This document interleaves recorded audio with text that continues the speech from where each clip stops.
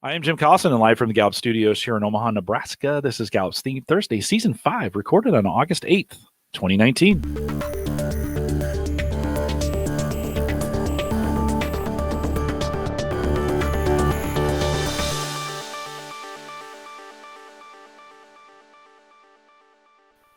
Theme Thursday is a Gallup Webcast series that dives deep into the CliftonStrengths themes, one theme at a time, and today's theme is consistency.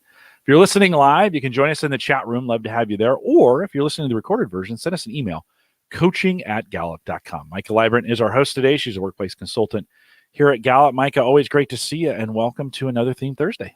Thanks, Jim. Gosh, Thursdays are my favorite day of the week. It's great to be here. The CliftonStrengths at the top of your profile are where your greatest power lies. If you have our great 25-page report, your full 34, you know that there's a lot to digest. What we really want to help you do is navigate toward those areas where you have the greatest repository of talent. These are the themes that represent not just whether you're talented, but how your potential really comes to life. The greatest chance that you have of succeeding anywhere, whether that's at work, in your relationships, maybe at home, it comes from understanding and strengthening what you naturally do best and doing more of it on purpose. So today, if you possess a great deal of consistency talent or care about someone who does, this podcast is for you. And I think that's key, or care about someone who does. I think you probably know someone who has it. So what does it mean to have consistency as my top talent?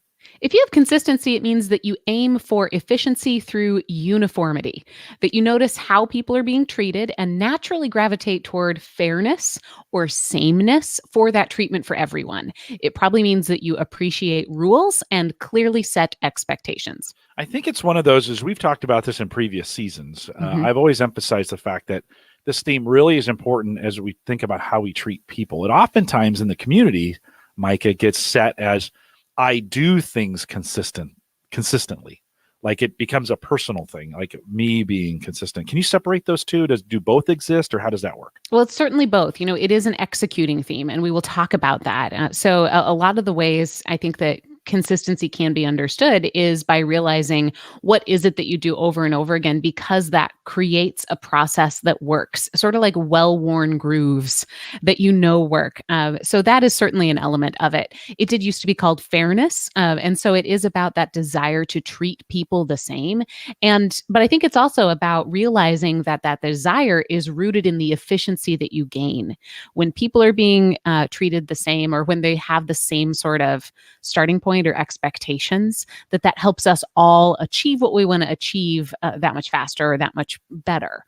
You might notice consistency in your life a couple different ways. It might mean that before you dive into something, you're curious about what are the rules, or what are we all agreeing to. You can see how, and of course, those lines between the domains of leadership are more like curtains and less like brick walls. So you can probably see that there is perhaps a more relationship element to this. But it's also about realizing, gosh, how do I connect to this whole, and how do we move together as one unit? So consistency is about noticing the whole. You might be curious about what are the rules. You probably, when you get asked to do a project, aren't only focusing on the end result, but you're also curious pretty quickly about what are the expectations of how we get there, and what's the relational part of that expectation. Interestingly enough, when we talk about expectations in our engagement work, question 1 of our Q12 is I know what's expected of me at work. And when you unpack that, one element is the relational element of expectations. How does what I get paid to do at work connect to what my colleagues are paid to do? And how do we do that together? I think consistency can really dance in that space of understanding expectations and how it connects to others. It's that desire for group efficiency. You probably notice in your gut and your brain when something feels unbalanced, or when things tend to change based on a human factor. You probably notice that pretty quickly. You might also be a bit of an efficiency ninja, able to minimize errors, whether those errors are emotional or practical, by setting and following an agreed upon set of standards. Consistency is about paying attention to the whole rather than individual parts. I think about consistency when you think about, I have a mug here that I want to, my friend Calby gave me this super mom mug. If you think about consistency in the role of a parent or a mom, it's more about setting expectations to protect the whole family than it is championing individual children. So, that honestly made me think about it because my mother-in-law has consistency, and I look at how she shows compassion on the whole, making sure that everybody is treated the exact same way. That just it translates to love and care, but it's for the whole more than it is for the individuals. That's a great explanation, Maika. When we think about potential blind spots in the new 34 report we've been talking about all season, we have a new section called blind spots. And so, how does this hold people back from excellence? So these blind spots are super popular. When we beta tested this, it was one of the things that we found people clicked on the quickest. It is important to realize blind spots are not a scientific diagnosis of, oh, by the way, we've also noticed that this is wrong with you. What these are is they're meant to help you take responsibility for how your themes show up to other people and help you stay out of your own way. So it's completely possible that you would never actually experience these blind spots, but it's just a conceptual framework that should help you invest even more mindfully in your talents. So with consistency, you really do thrive when people are being treated the same. But even with the same expectations, people will respond differently. So there might be times when you need to make adjustments for individuals. I think it's important to learn when those times are.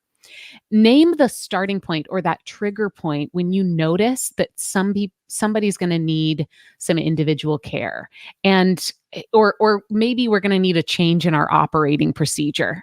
Typically, it's a time when emotion is involved, and then instead of saying I'm going to put my consistency on hold, look for ways that you can lean into your consistency by having a rule that you can follow about making exceptions for others.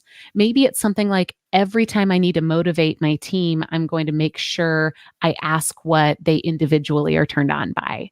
Or every time I need to recognize somebody, I'm going to make an effort to do it in a personalized, individualized way.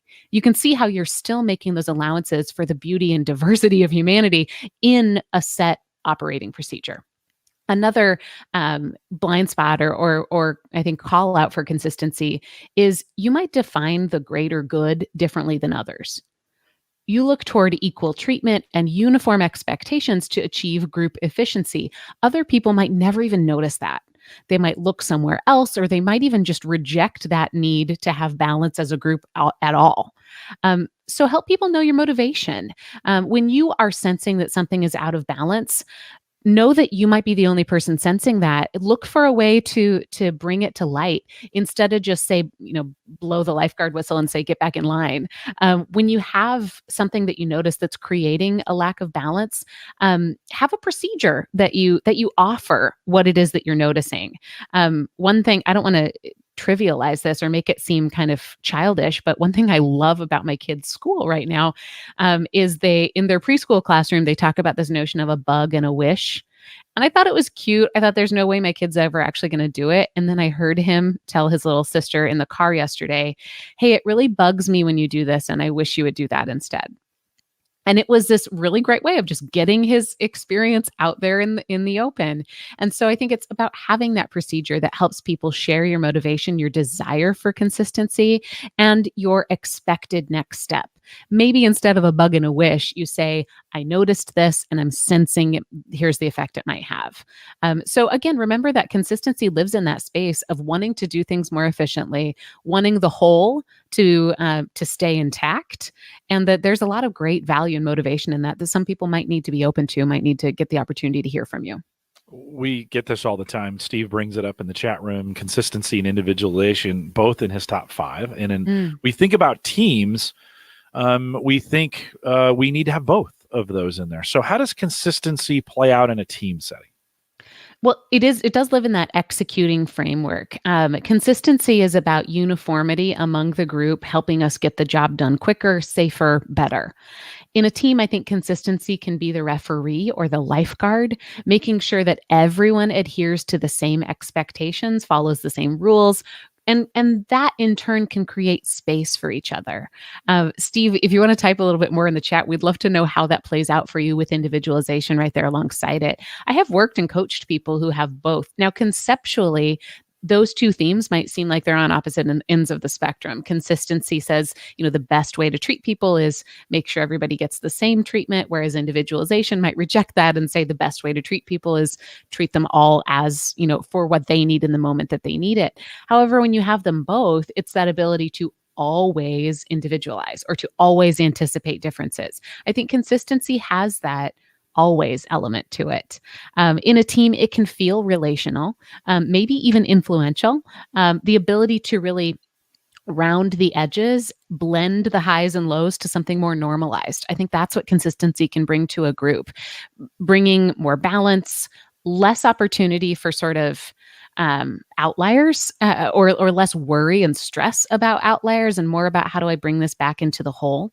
I think about consistency maybe sitting at a soundboard in a radio station, being able to say, all right, here's how we bring everybody toward that normalized place, or directing an orchestra. If consistency was an orchestra or a band director, they might really thrive in those moments when everybody is playing a chord together more than those moments where somebody's taking a solo. Does that make sense? Yeah, I think so. It is an important, like when we see adaptability and deliberative, like those. We spent a whole bunch of time in season 2 breaking these down and talking about that. So if you have more questions on consistency and individualization, go back to season 2 for either one of those, and we talked quite a bit about it. Maika, when we think about comparing these to other executing themes, how would we do that? Within those executing themes, and again, if you've got the CliftonStrengths 34 report, page 21 is a beautiful graphic representation of your top 10 as they compare across those 4 elements of leadership. But let's go specifically into executing. I'm going to compare consistency and arranger. So consistency might say what makes us similar makes us efficient, whereas arranger would say, hey, differences work as long as they're organized well. Consistency and deliberative. Consistency needs to know the rules and the standards and will encourage other people to follow them. Deliberative needs to know the risks and the obstacles and will encourage other people to avoid them. Consistency and restorative. Consistency can spot the differences and the inequalities and work to bring us toward fairness. Restorative can spot what's broken and work to bring toward working order. In practice, you might have 2 people doing something that looks incredibly similar, but they might come from different lenses, different motivations, different pieces that they would notice. In partnership, I think consistency, regardless of what other themes you're partnering with, what it brings to that partnership is the ability to assess a risk for customization, being able to say, hey, what is the cost if we make allowances for individuals here? Consistency can keep an open eye to how fair are we being able to say, how is this going to be perceived by all parties? And can bring attention to the whole, being able to say, hey, we are one ecosystem. We are not just individual players. Steve in the chat room also says it all depends on the situation. You'd asked, how's that working for you, Steve? It all depends on the situation. I'd expect that. Right? Depends. Each person needs to know the balance of the team and their role as a whole. I think if you go back into Expanding Your Strengths, the book, in Kurt's statement, that's very Kurt-esque, right? Knowing the balance of the team and their role for the whole. I think sometimes when we compare these two, and you do a beautiful job of this every week as we think about how we compare these, it's never a conflict. It's how do they work together. And I think the best way to figure that out is that you did it right here, Maika. You said, hey, Steve, how does this work? And I think sometimes we want to superimpose our own thoughts on people and say, oh, it should be this way for you. And you should be saying, how does this work for you? And get that understanding back from them, right? And realize that Steve can do that because he's done a great job of investing in these themes and understanding what they mean, understanding what the starting point is of, how do you define a theme sort of in this static, isolated science place? But then with that understanding, with that ability to name it, then he can say, okay, here's how it works for me. I taught a session this morning. We've got this really fun Getting Started with CliftonStrengths webinar. And I got to teach it for a small group of people who were 5 states away from me, but it was like we were all together. And one of the things that one of our participants said, I tried to call out, hey, which one of your themes really stands out to you the most? And he said, I can't isolate them. They're all within me. I bounce in between all of them in order to move through my day. And so that's true. When you're coaching people, when you're working with people, it's important to realize that for them, you're describing your entire lens on how you see the world, how you make sense of your life.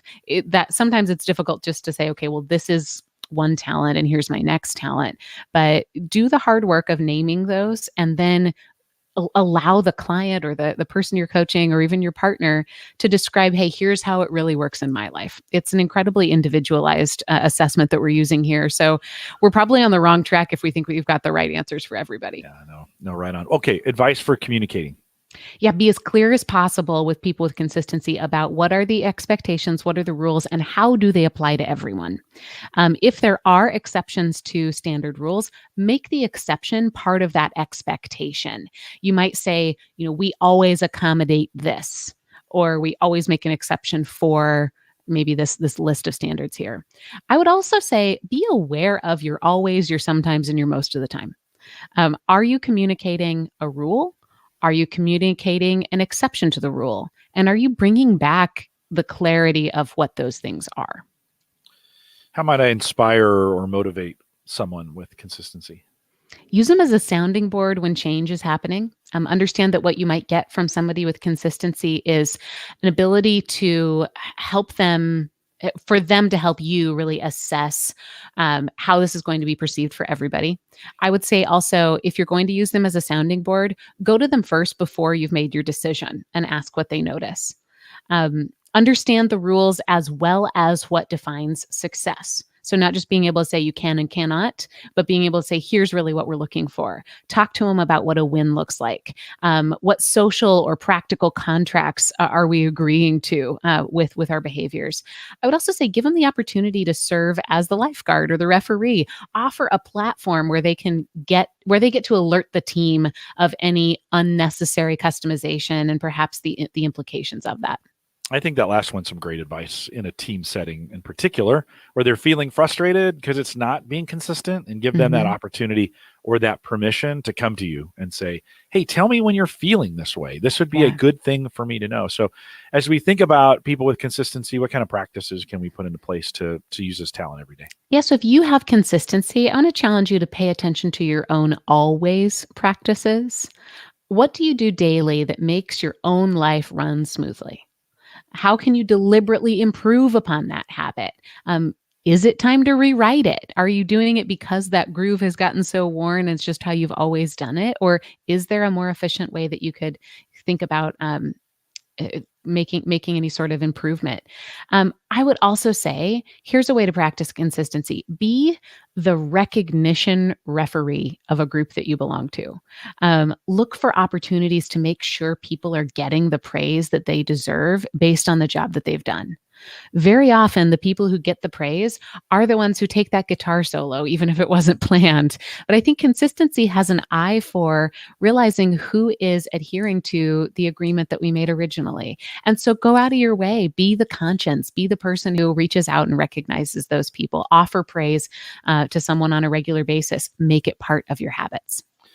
Maika, we've been working through this exercise, which I've really grown to appreciate, this talent mindfulness exercise. So how can we apply, so whether we have it or not, how can we apply this and do some actual practical thoughts around this? Yeah, if you're new this season, we spend our last 3 to 5 minutes just in some mindfulness for yourself. As your gift for showing up and learning about one specific theme, we leave you with an opportunity to think about your own talent. So for the next 3 to 5 minutes, I'm going to offer this guided practice for you, whether or not you have consistency. Let's start just with a deep breath in and exhale anything else that might be cluttering your brain. Today, we are going to think about strengths as they relate to your experience as part of a group. You could say this is an exercise in understanding perhaps what might lead to greater group engagement. I'd like you to consider a group that you identify as part of. Maybe it's your team, a neighborhood, an organization, an industry, your family. Get that group in your mind. Now I'd like you to think, what is that group known for doing well? Sort through all those ideas you have and pick one word to describe what's great about that group. If you're joining us live, add that word in the chat. Now let's focus on that word. See the word in your brain. Imagine what it would sound like if you were to say it out loud. Again, this is one word to describe something that the group you're thinking of does really well. Now let's get curious about how this group does that so well. What is one always that people in this group agree to? Maybe you could think of it as, in this group, we always, or anytime this group is together, we always.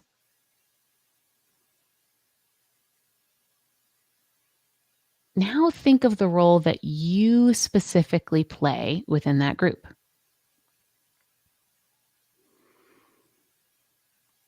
I'm going to ask you 3 sentences that I'd like you to finish in your brain.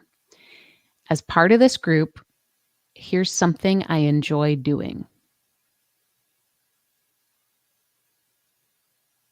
As part of this group, others look to me for.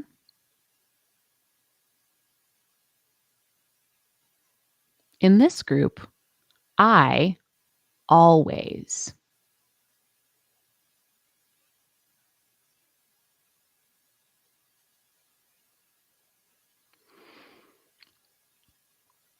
Take some notes if you need to. I think this is important to be able to really dive into the ingredients of an engaged team and your role within a group. There is consistency to our talents, whether or not you lead with a consistency theme. They are recurring patterns of how we make sense of the world. And we can learn a lot by being mindful about what we always do, how we always partner, or expectations that we always have. As you continue through the rest of your day, I want to encourage you to notice how you're contributing, not just to yourself, but as part of a whole. And that's your talent mindfulness for today. It's pretty great, Maika. With that, I think we'll remind everyone to take full advantages of all the resources we have available at the Gallup Strengths Center. Depending on when you're listening to this, that may redirect you to our new Gallup Access site that's coming up. my.gallup.com is the easy way to get to that. We got a lot of new resources coming with that as well. That goes live the September 20th of 2019. So if you're listening after the fact, that may be out there. Go check it out. If you have questions, send us an email, coaching@gallup.com. Of course, you want to check out our coaches blog, coaching.gallup.com. If you're interested in any training available, maybe we have a whole strengths discovery course going on here on campus today. You can take advantage of.